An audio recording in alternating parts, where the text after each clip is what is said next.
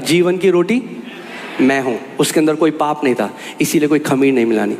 मगर अब जब फीस्ट ऑफ वीक आया तो परमेश्वर ने याजकों से कहा कि अब तुम आटे में खमीर मिलाओ। अरे ये क्या बात है? मगर प्रभु ने कहा अब तुम एक नई खमीर मिलाओ।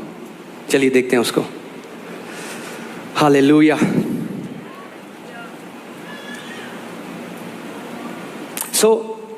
अब क्वेश्चन ये आता है कि क्यों, क्या है वो खमीर? मत्ती 16:6-7 देखते हैं। मत्ती 16:6-7। सही है, हमें शिक्षा में भी बढ़ना है। आमीन। अगर आपको परिपक्व बेटा होना है, आपको वचन की शिक्षा आनी चाहिए, आपको वचन का प्रकाशन होना चाहिए। आमीन। मत्ती 16:6-7। यीशु ने उनसे कहा, देखो फरीसियों और सदूकियों की खमीर से सावधान रहना। क्या कह रहा है परमेश्वर? सदूकियों और फरीसियों की खमीर से सावधान। आज भी बहुत सदूकी और फरीसी हैं जो खमीर मिलाने की कोशिश करते हैं बाइबल की टीचिंग में। उन सदूसियों और फरीसियों की खमीर से सावधान रहना। आमीन। जब किसी कलीसिया में जाते हैं तो वचन नहीं सुनते, पहले वो देखते हैं कौन से कलर की दीवारें हैं। सदूसी फरीसी यीशु को देख रहे थे मुर्दों को जिंदा करते हुए।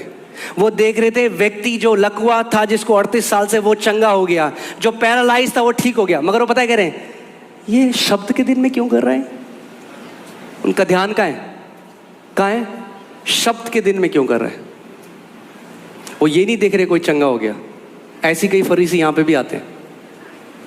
वो ये नहीं देखते परमेश्वर क्या कर रहा है, वो ये देखते हैं ये यहाँ पे एक बड़ा काला काला है, यहाँ पे काला काला।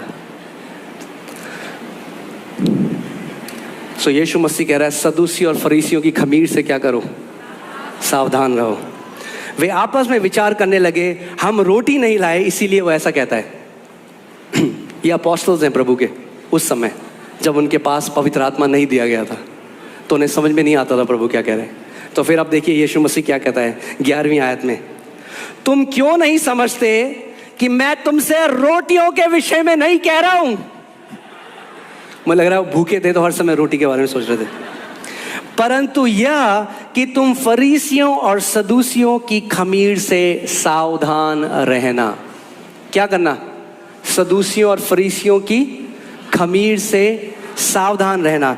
तब उनकी समझ में आया कि उसने रोटी के खमीर से नहीं, पर फरीसियों और सदूसियों की शिक्षा से सावधान रहने को कहा था।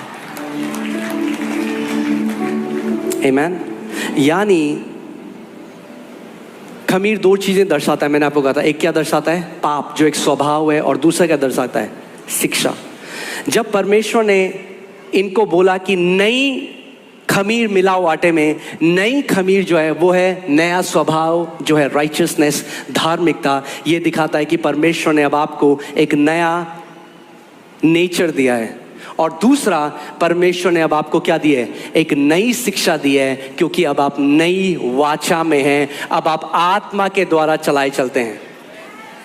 आमीन। ये बात क्लियर है? ओके। अब चलते हैं प्रेरितों के कार्य 2 अध्याय में। हालेलुया। और फिर मेरे पास एक बहुत मार्वलस चीज आपको बताने के लिए। आमीन।